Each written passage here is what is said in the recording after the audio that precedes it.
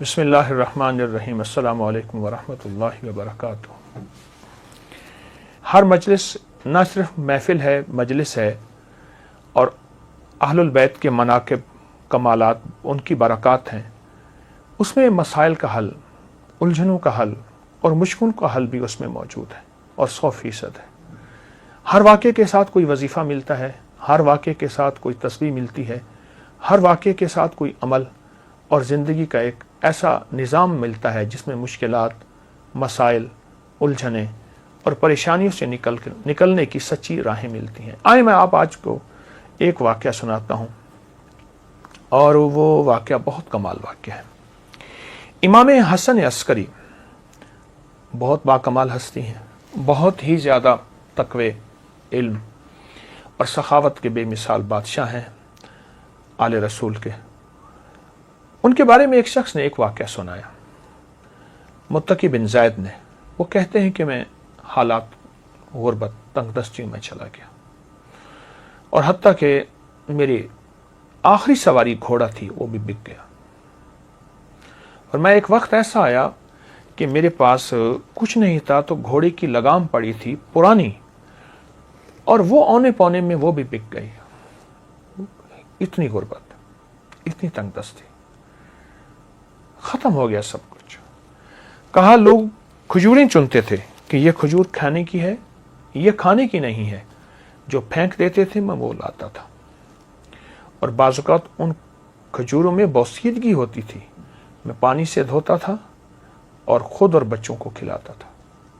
حتیٰ کہ ایک وقت ایسا بھی آیا مجھے کھجوریں بھی نہ ملی، تو میں نے کھجور کی گٹھلی منہ میں رکھ کے اس کو چوستا رہا اور اپنے آپ کو بہلاتا تھا اور اپنے بچوں کو بہلاتا تھا کھجور کی گٹھلی سے۔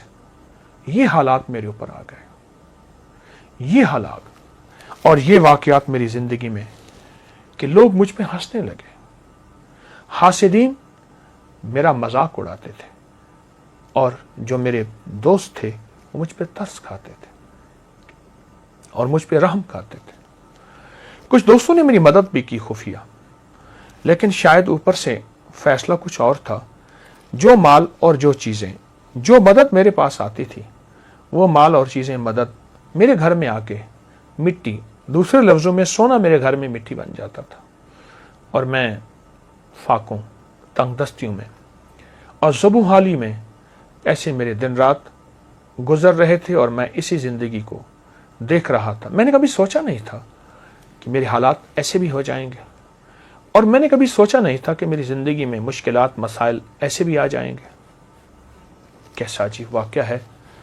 اور آج بھی وہ نہیں، صدیوں پہلی بات، میں ایک سچا قصہ آپ کو سنا رہا ہوں، وہ نہیں، آج بھی دنیا میں کچھ لوگ، اور بہت کچھ لوگ ایسے ہیں جن کے غربت کے حالات ایسے ہیں، جن کے تنگ دستیوں کے حالات ایسے ہیں، اور جن کے گھر میں کانٹے بھی نہیں، پھول تو بڑی بات ہے، اور جن کے گھر میں پانی بھی نہیں، مشروب تو دور کی بات، اور دودھ تو بڑی نعمت ہے۔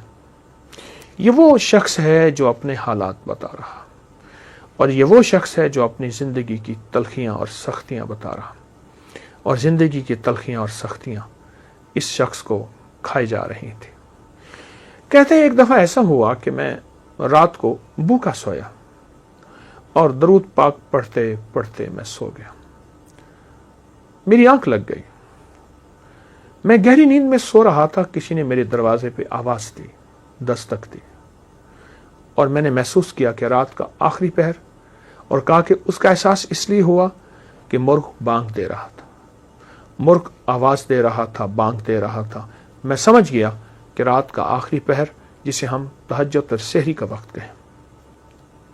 ایک شخص نے زور زور سے میرا نام لیا، متقی متقی متقی، تو کہا، میں پریشان اٹھا، اور مجھے ایک خیال آیا کہ کوئی قرض لینے والا ہے جس نے مجھ سے قرض لینا ہے، اور اسے پتہ ہے کہ میں صبح صبح روزی کی تلاش میں نکل جاؤں گا، اور ابھی وہ مجھ سے قرض لینا چاہتا ہے۔ میں پریشان، اور میں سوچتا رہا کہ اس کو کیا جواب دوں۔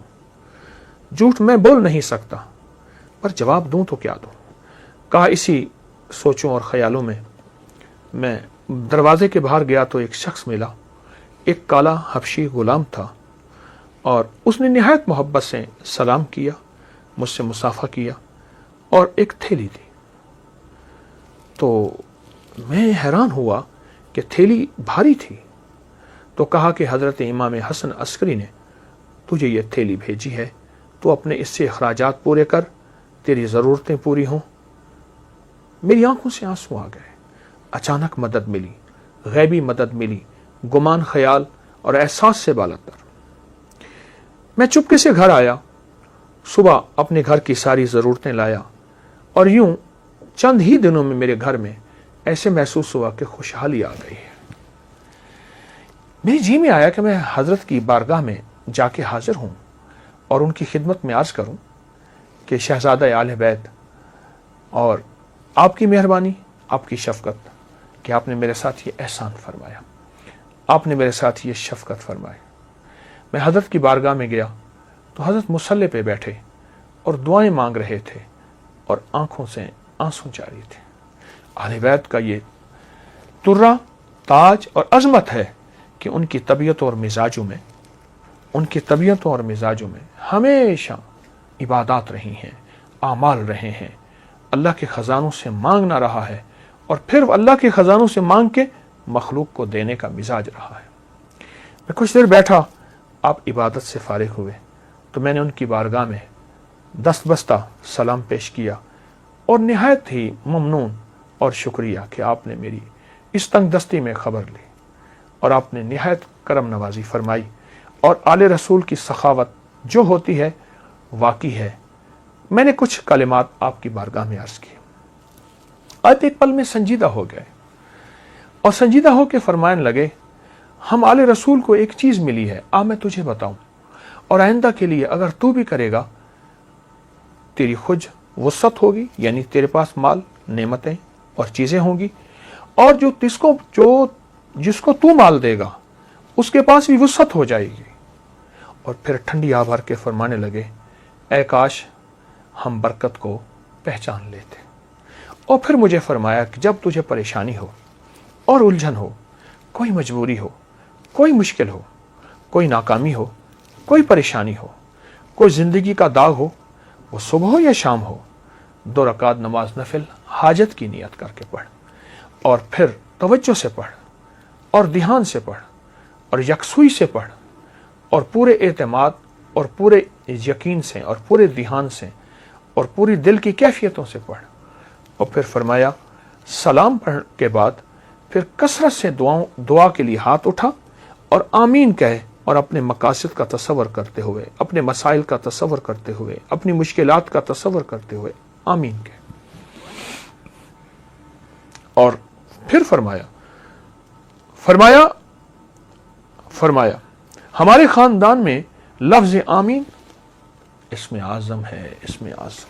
اللہ اکبر، کیا عجیب بات ہے.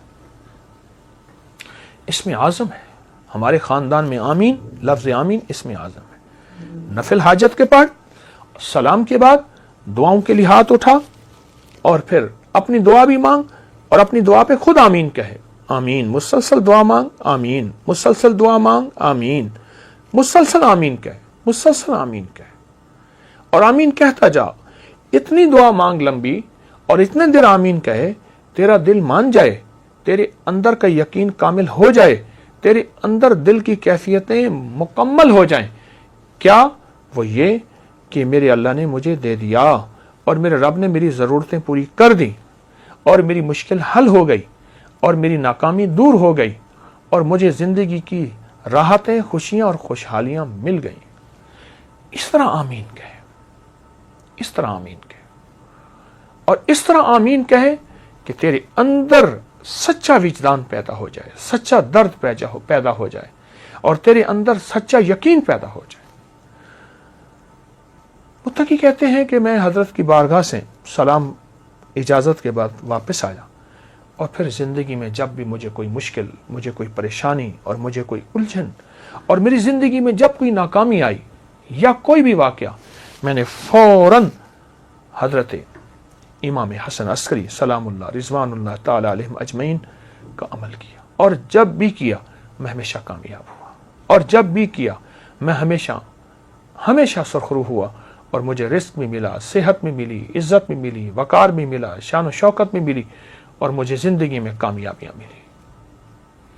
اللہ والو، یہ بڑے تھے ہمارے، اور بڑوں نے ہمیں اللہ سے مانگنا سکھایا، اللہ کے خزانوں سے لینا سکھایا۔